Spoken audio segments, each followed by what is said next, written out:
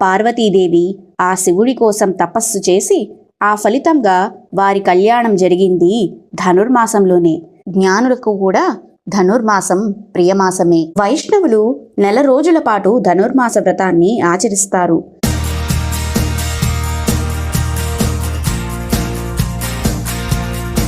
మాసాలని కూడా మాధవునితో మమేకం చేసి ఆయన మహత్యాన్ని మననం చేసుకోవటం మన సంప్రదాయం. ఒక్కో మాసంలో ఒక్కో ఋతువులో ఒక్కో రీతిగా ఆరాధించి ఆయన సాన్నిధ్యాన్ని అనుభూతి చెందే ఆనందమే వేరు. ధనుర్మాసం భక్తజనుల పాలిట దివ్యమాసం. మార్గశిరంలో పౌర్ణమి మరుసటి రోజు నుంచి ధనుర్మాసం అని అంటారు. సూర్యుడు ధనుర్రాశిలోకి ప్రవేశించే మాసం కనుక ఇది ధనుర్మాసం అయ్యింది. ఇది శ్రీ మహావిష్ణువుకు ఎంతో ప్రీతికరమైన మాసం. ధనుర్మాసంలో ఆచరించే పూజలు, ఉపవాసాలు, వ్రతాలు సకల శుభాలను కలగజేస్తాయని అంటారు. ధనుర్మాసాన్నే కోదండమాసం, చాపమాసం అని కూడా పిలుస్తారు. శ్రీ మహావిష్ణువు అలంకారాల్లో కౌస్తుభమణి విశేషమైనట్లుగా మాసాలలో కూడా ఈ మాసం ఎంతో ప్రత్యేకమైనది. పురాణాల ప్రకారం పార్వతీదేవి ఆ శివుడి కోసం తపస్సు చేసి ఆ ఫలితంగా వారి కళ్యాణం జరిగింది ధనుర్మాసంలోనే. శ్రీకృష్ణుని వివాహం చేసుకోవాలనుకున్న రుక్మిణీదేవి నారదమునిని ఆశ్రయించి ఆయన సూచన మేరకు కాత్యాయని వ్రతం చేసింది ఈ మాసంలోనే. శ్రీరంగనాథుని భక్తురాలు ఆండాళ్ పూజలందుకునే గోదాదేవి రోజుకొక భక్తి గీతం పాడుతూ చివరి రోజున స్వామిలో ఐక్యమైంది కూడా ఈ దివ్యమాసంలోనే. శ్రీ మహావిష్ణువుకి ఎంతో ప్రీతికరమైన ఈ మాసంలో ఆ స్వామిని మధుసూదన అనే నామంతో పూజిస్తారు.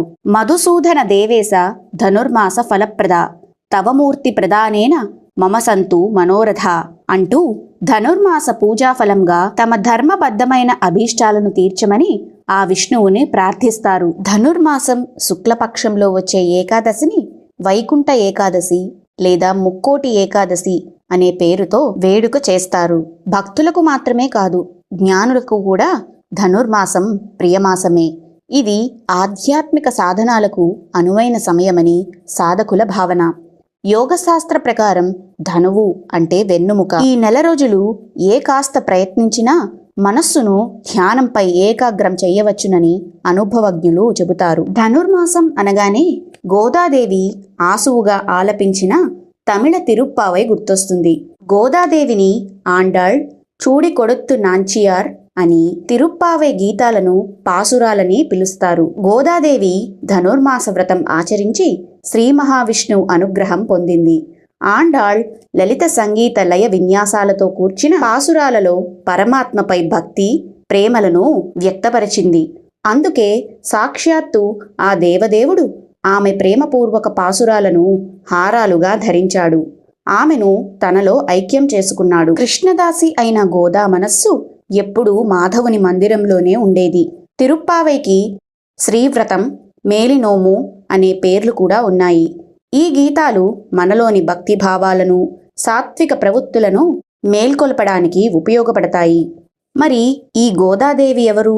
ఆమె జననం, ఆమె ఎక్కడ పెరిగింది, మహావిష్ణువుపై ఆమెకు ప్రేమ ఎందుకు కలిగింది, ఆ పరమాత్మ కృపకు తాను ఎలా పాత్రురాలై అనే విశేషాలతో ఎంతో ఆసక్తికరమైన ఆ కథను రాబోయే వీడియోలో తెలుసుకుందాము. వైష్ణవులు నెల రోజుల పాటు ధనుర్మాస వ్రతాన్ని ఆచరిస్తారు. విష్ణుమూర్తి కథలు వినడం, విష్ణు సహస్రనామాలు పారాయణం, విష్ణు ఆలయాల సందర్శనం, తిరుప్పావై పఠనంతో తరిస్తారు. పరమశివుని భక్తులకు కూడా ఈ మాసం ఎంతో పవిత్రమైనది. తిరుప్పావై విష్ణువుని కీర్తిస్తే తిరువెంబావై ఆ మహాశివుణ్ణి కీర్తిస్తుంది. ఈ మాసంలో శివాలయాల్లో తిరువెంబావై, వైష్ణవాలయాల్లో తిరుప్పావై గానం చేస్తారు.